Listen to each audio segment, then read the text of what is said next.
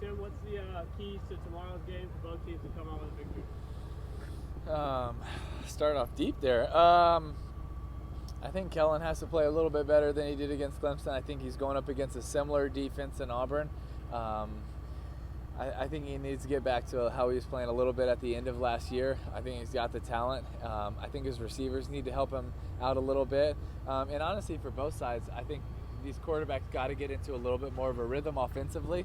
I think Bo has been up and down a little bit. Both of them have so much talent, and I think Kellen, when he's on, he has a chance to be one of the best quarterbacks in this conference and in the country to a certain extent.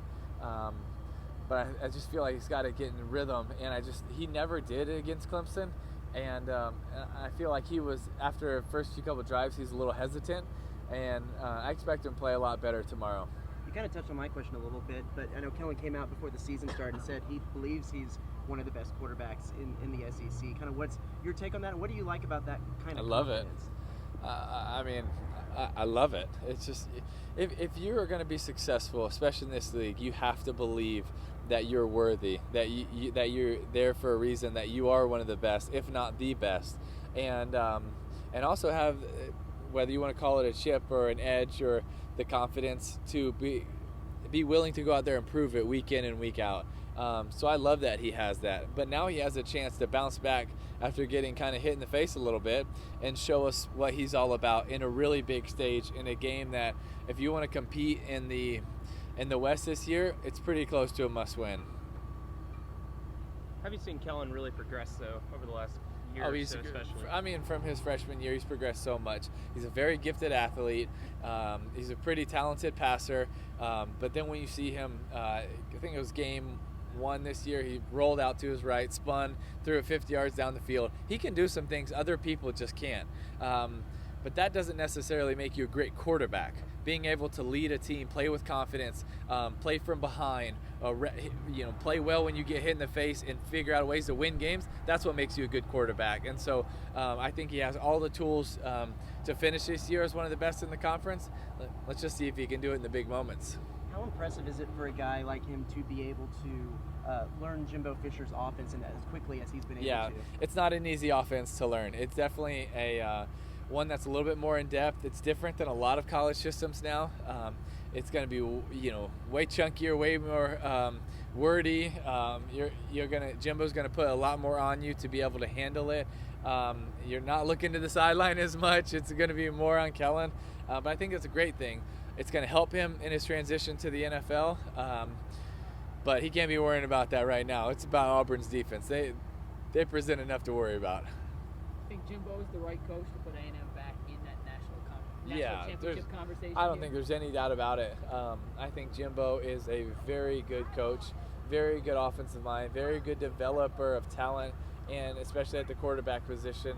I think he sees what A&M can be.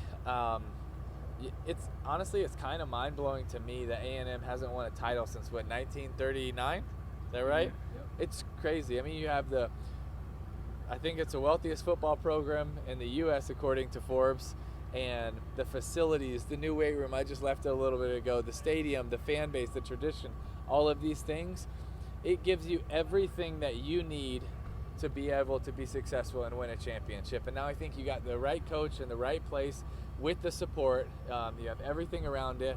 A&M should be competitive for a long time. Did you ever play at Caulfield? No. I would have loved to, though. Wish you had a chance to? I would have loved to have played here. How does the game day atmosphere here compare? It's a really good game day atmosphere. I wish the stadium was a little bit more on you. I think it would make it feel a little bit more intimidating. But it's huge. I mean, the student body here is awesome. I think it rivals some of the best. It really does, in my opinion. I think it's so cool. I mean, you're going to get 30, 40, 50,000 in tonight. Some schools don't have that many that are coming to their games, and you're getting it on Friday night. I love it. I think Texas A&M has so much to offer. Tim, both D lines are strengths of their respective teams. Yeah. Can you just kind of talk about the matchups for both of them and how they'll have to, for both teams to win? Yeah, I think it's going to be huge because disrupting the quarterback, not like we were talking about it, but it's the flip side, not letting a quarterback get that rhythm and feel comfortable and that's something Auburn has really prided itself on for a long time, and A&M is getting there with their defensive line, especially going up against a freshman quarterback. If you can get to him, if you can disrupt him, hit him, make him step up. It doesn't mean a great game doesn't mean you have a lot of sacks. It's more about disrupting and frustrating the offense from really what they want to do. And I think both D-lines will be another key in this game. I'm going to sneak one in for you for my next week's story. What do you think about the switch to Nick Starkel at Arkansas and what he's been able to bring there? I think he's played really well. He is, I think, figuring out that system. He kind of, in the competition, you could see the other kid knew it a little bit better, but he's played so well in these games, and he had a really good game last week, and should have another one tomorrow night. Leading up to next week's game. When he was here, you could see he's a very talented thrower, easy, just comes out so smooth and easy, very natural.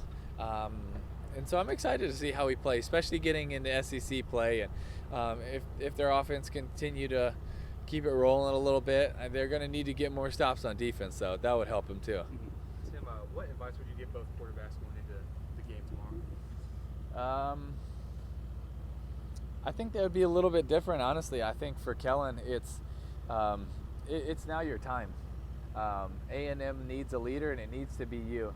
And you have the talent, but it's also, it has to be your time. And this is that right time. This is where they really need a leader to step up in this stretch. And I think for Bo, you don't have to win the game. You use your God-given abilities and talents, but you have a great team around you. Play within the system, but also play free. Don't be afraid. Play like you did in your last drive against Oregon, and I think both are very gifted guys. So that's kind of what I'd share probably a little bit. When y'all are in town, do y'all get to go around, eat around here, anything like that, or do y'all mostly stay near the hotel? No, I get to go eat and stuff, so I check it out. What's your spots that you hit when Gosh, you're here? I don't even know all the names, but it's been really good. Every time we've been here, it's been really good, and we have a Wish kid we're going to meet at dinner here in just a few minutes, and so we usually find the best steaks for them as well. Bo Nix is making his first road game start in the SEC. Do you remember your first road start in the SEC, and how challenging is it for a guy to have that kind of pressure under him? I remember pretty much all of my starts or any games I played in. They kind of stay with you. There is a lot of pressure, and it's obviously a huge challenge going up against A&M, but it's going to be every week. That's why you come to the SEC, is you want that challenge, you want that pressure. It's not going to get easier. He's got a lot of big-time games, and that's one of the things about the SEC is there's going to be 6 or 7 teams that are going to be top 10, 12 in the country, and you're going to have to face almost all of them. For A&M Auburn, they're facing pretty much all of them. So it's not getting easier. So, but also for me, these were my favorite games. I didn't want to play the directional schools. I wanted these games, and I loved it. You embrace it. You think about it all year. You can't wait for it. And I think Bo's that type of kid where he's looked forward to this moment his whole life. And every time I've been around him, meeting with him, there was just something unique about him. And I met him last fall. I was speaking at an event in Alabama, and he was in the meet and greet line as a high school quarterback. And so, they told me who he was and everything, and I had heard of him. And so he's asking me, and the questions he was asking me, they weren't a normal kid that's like, what's your favorite this or favorite play? No, it was, how can I get better? How can I learn? What did you think in these reads versus defenses? And you're like, this is a high school kid? It's different. And that's one thing I really respect about him. And I'll be interested to see how he plays tomorrow afternoon. What's your favorite memory or interaction you've had with Jimbo? I know y'all probably talked before or after games. So many, yeah. So I was very close with Jimbo when he was at LSU as the OC, and he was recruiting me, and we were very, very close. And then we stayed in contact when he was made the switch to FSU and then taken over, and so I got to play against him as well. That was fun too. And we watched the last year. We watched the national championship game. we watched a couple of games. He was in the same box as me, and so we were sitting in there, and we literally talked. That was 2 years ago. It was the Alabama-Georgia game. And we were in the same box, and we talked, and he would be like, okay, they're going to run this. And I was like, I don't know here. And we'd be like back and forth on what would be happening. And he's so into football. He loves it. He's a great coach. He's really smart. I think sometimes,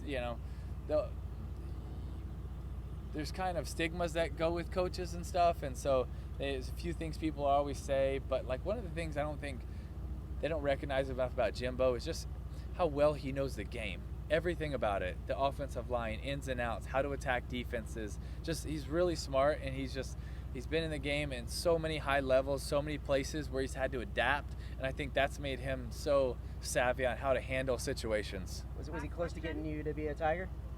Yeah. Yeah? Yeah, it was. I mean, they were up there for a long time. Yeah. Yeah. Awesome. All right, thanks. Thank you guys. God bless.